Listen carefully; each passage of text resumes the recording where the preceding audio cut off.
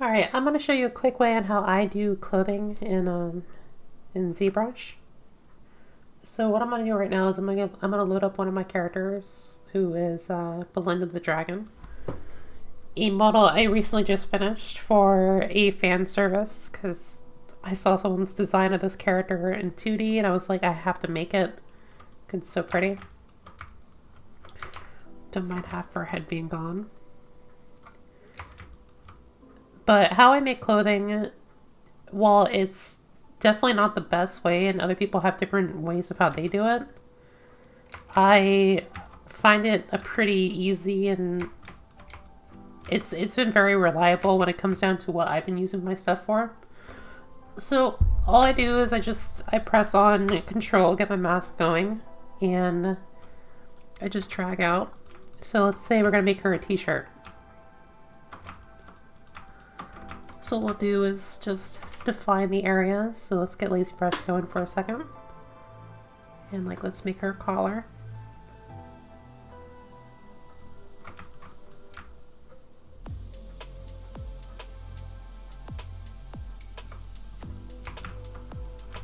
And we have some on her tail here, we don't want that.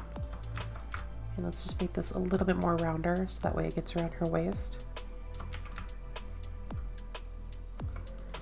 Okay, so now while we have a crude looking mask, we can fix this up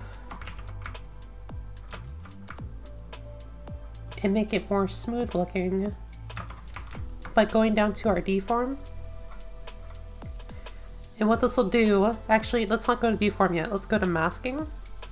Let's blur it. About twice will do, and then let's sharpen it one more time. Now the rough little edges we were having in the corners over here are gone. Now what you want to do, I normally go to my subtool panel and I go to extract and I bring this number down to, well, let's just give it to 0.002. It'll be thin enough. We'll extract it and we'll see if this is the right kind of thickness that we want. It's looking good. So from here we have a t-shirt, and notice how we still have the divots of her scales in the belly area. So what I'm going to do to fix this is I'm going to come down to my geometry. Once I'm here, I'm going to click on same, get rid of adapt, keep groups, because what you're going to have is you're going to have your internal in groups, so that's your internal, as well as you're going to have your sides here. Now later on we're going to get rid of the internal, but for right now we're going to zero mesh this as same and keep the groups. Let the computer do all the work.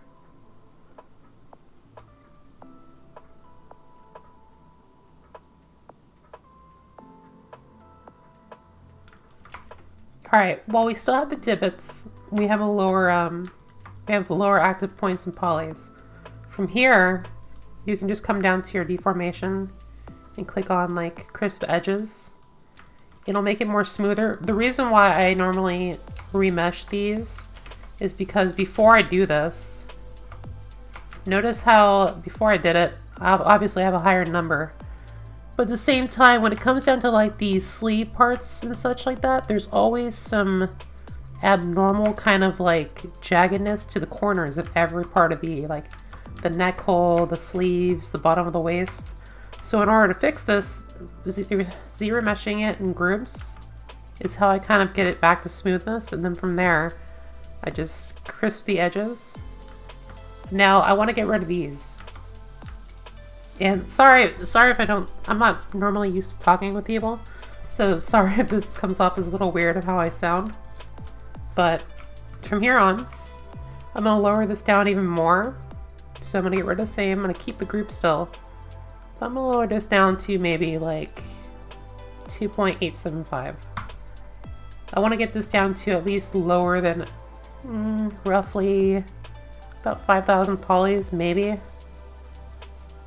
Somewhere near there we go, perfect. About 5,000 polys.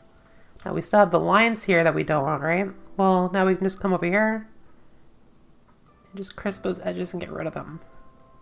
And now we have a t-shirt, a low poly t-shirt, which is really good, and we've also kept our groups. Now, this is what I do, and some people have a different way of how they do clothing, but when it comes to me exporting these clothings from ZBrush to Blender, and if I kept the internals, weight mapping it becomes a massive problem, because what will happen is that as soon as I poly automatic weight this, the internals for some reason will not weight map themselves correctly. And either you go and do that tedious part of it, and you struggle for hours on hours on end just fixing that tiny problem, or you can just do the sensible thing and just Control Shift, select the internal, go to Subtool, and we're going to split hidden. Now notice this only works if your geometry has no higher res. So let's do that. Click it. And from there we can just delete the internals. Now we wanted to keep the sleeve parts, right? Those are kept. But now what we do, or at least what I do, I go to my poly groups, group visible, and now I have a perfect t-shirt I can work with that's low poly groups. And so let's say I want to get some detail on this t-shirt. I want to have lines and seams and all that good stuff like you normally want on clothing. And notice how it's a little bit too small for her, right? Well, an easy fix in doing this is go to Deform, inflate a little bit, polish crisp again, and now what we do is, since we have a lower poly groups that we can work with, if we raise this up to, let's say, I raise this up to 3 million. It's a little excessive, I know, but since we're working with since we have a lower sub level of 3000, it's not going to become laggy for us, because what it's doing every time we turn is that it's jumping to that lower res, and it's making it so that way we're seeing that instead of the 3 million every time we turn, and your computer just wanting to, you know, turn on fire. So from here I can just do whatever I kind of need. Like, so let's say I want this to be a little bit more more lower in the front, but at the same time we have the back problem with her. So I'll just go over to my move brush. Let's just grab that. I can just move that down.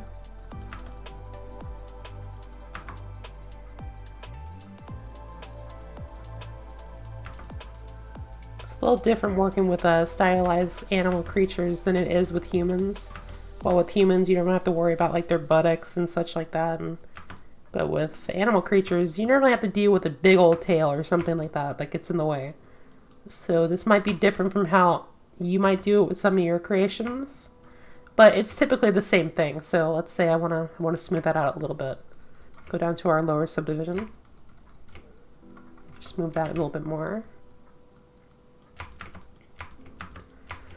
And let's bring this in. You don't always want to do the move brush on its own, but in this instance you can do like standard brush as well. Let's see a little bit easier. So let's do this and make it nice for our eyes so we know what we're doing.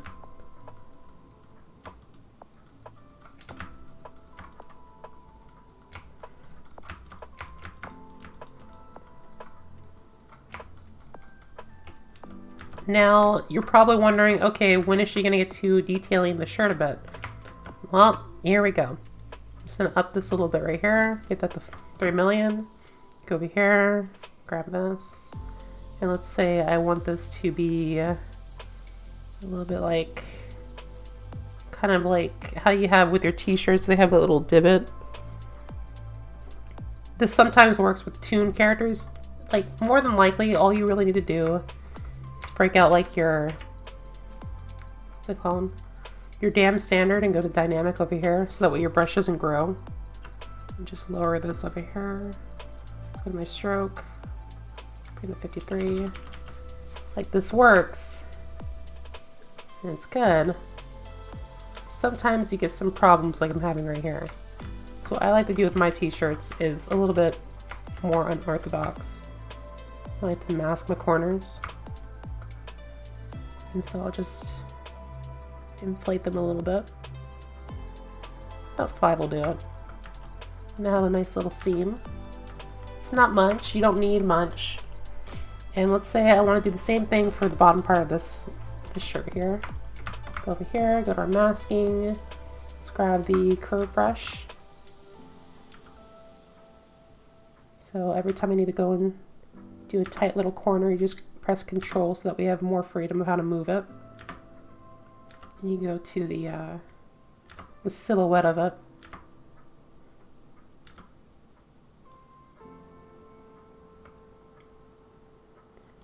Might take a little longer because I'm still in 3 million, so it's taking a bit. But I just do the same thing, so let's do like 5. Boom, we got a little corner. Now, when it comes down to exporting and such like that, like obviously you can texture it. That's fine. I don't really like, I texture in ZBrush a bit, like basic colors. But when it comes down to my texturing, I normally jump over to Substance Painter for more details. It just feels a lot better over there. But let's say, oh, we forgot one little part here, the collar. So over here, we'll just manually do this. So obviously I have that pretty set up still with a dynamic brush. I'll just go over here and grab this part. You don't have to worry about your internals being grabbed because we got rid of those.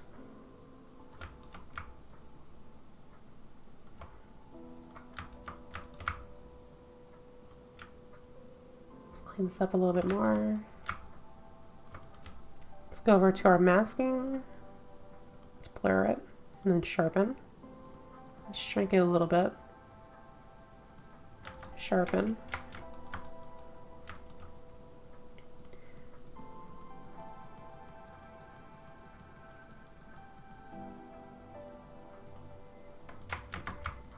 Just do like what we did before. Go to deform, go to inflate. Give it another 5. Actually, let's add 5 more because collar's more upper than the sleeves. So there, simple t-shirt. So what we do now, at least what I do, so I go over here, go to my Z plugin, go to UV Master. And since I have a low one, it makes my maps pretty damn quick. So then I just go over here, go to export. Let's go to the Blenda folder. You can't see what I'm seeing on my screen, but I'm gonna call this t-shirt high. For the high poly one, it takes a little bit to grab what I need. Granted, this is excessive. It doesn't need to be this high when it comes down to the level of detail of what we're putting in on the t-shirt.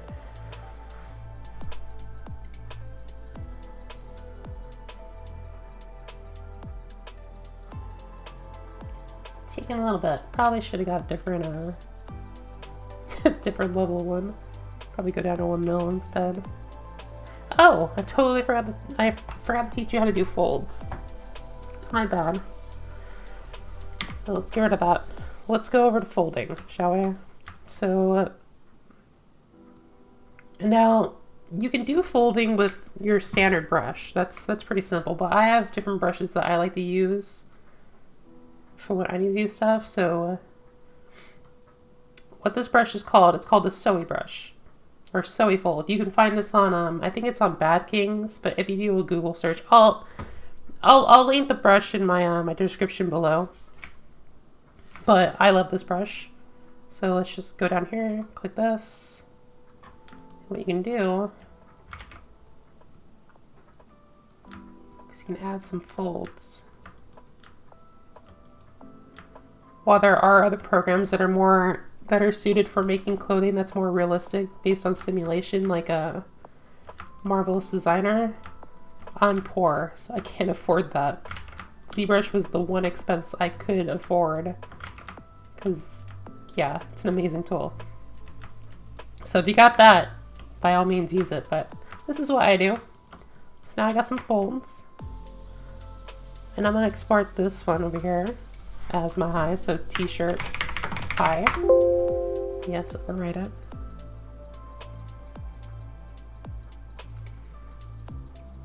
Come on.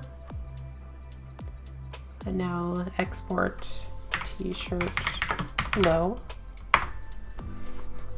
And from here, Let me save my other program real quick because I'm in Blender right now actually. So let's create a new file in Blender. General, let me show you what I'm doing. Switching my viewer. Alright, so now we're in Blender.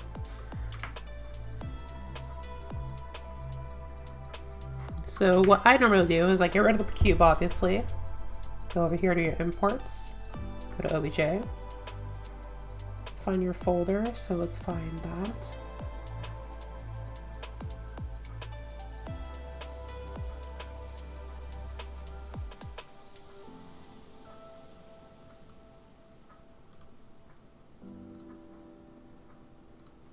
Want to smooth it out. And then from here, just go back over here, export it, go to Blender again, find my t-shirt again, selection only. And from here, what I do is I will take this now into Substance Painter.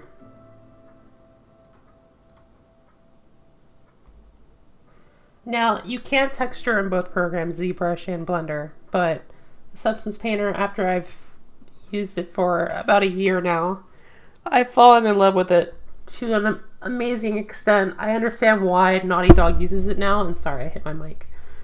I understand why Naughty Dog uses it. It's an amazing texturing program that just feels super easy to use and learn. So let's go over here, properties real quick. Go to my Substance Painter so you can see what I'm doing. I want to open. So go to new. It might take your program a little while to warm up, so go here. I'm going to find my t-shirt again. T-shirt low. Now we have our t-shirt. I want to name it t-shirt over here. What we do now is we go to bake. Depending on the level of detail that you have on your high surface polys, you might want to up these for like characters. Like if you have wrinkles and defined stuff, then you up the output size. But for this, we're just gonna keep it to like, let's say about 2000. Let's go and add our high poly one. So t-shirt high. We just bake. Now, if you colored this and all that good stuff inside of ZBrush, what it'll do is it'll create a texture. It creates your normal maps, creates your ambient occlusion, all like your basic color, all the good stuff, your ID. But since we don't have an ID, what we're gonna do is basically just go to our textures here. Just make sure that we have all the stuff we need. So we have the curvature, we have no color. So that's fine. Say I want to add some like a bit of detailing to give it more of a realistic look. I'll add cotton. Where's my cotton one? There you are. So add cotton. That looks a little too much, so I'm gonna increase the scale a bit. I'm gonna lower this down just a little bit too. That's for color. Okay, there we go.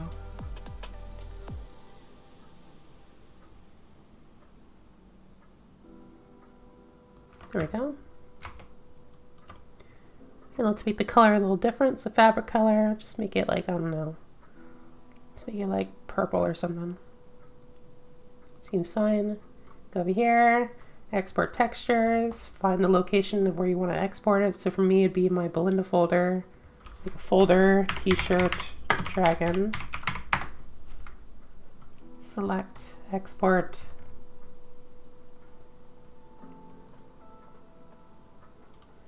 All right, that's done.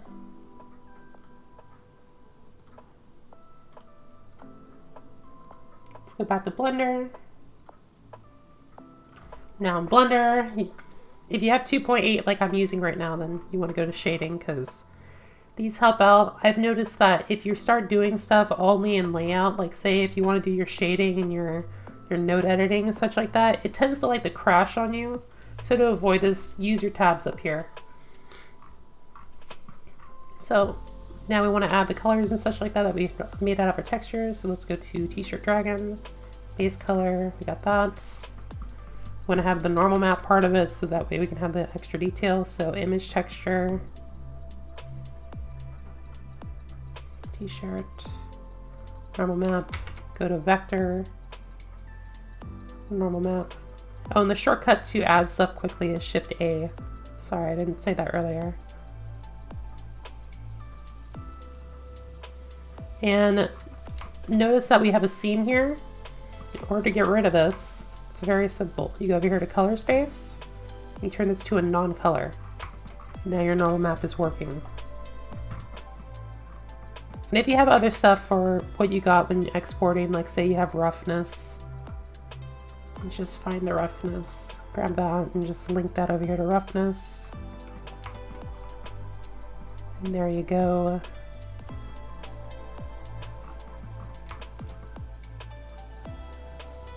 And boom, that's pretty much how you make at least this is how I make clothing for my characters. While some areas can be pretty tedious, it's been pretty reliable. So hopefully this helped you out. I hope this is a decent tutorial. I'm sorry I'm not very good at these, but I'm trying to get a little bit better. But yeah, that's how I make my clothing. And that's how I make my characters as well. So I'll catch you all later, and thanks for watching my tutorial. Peace out.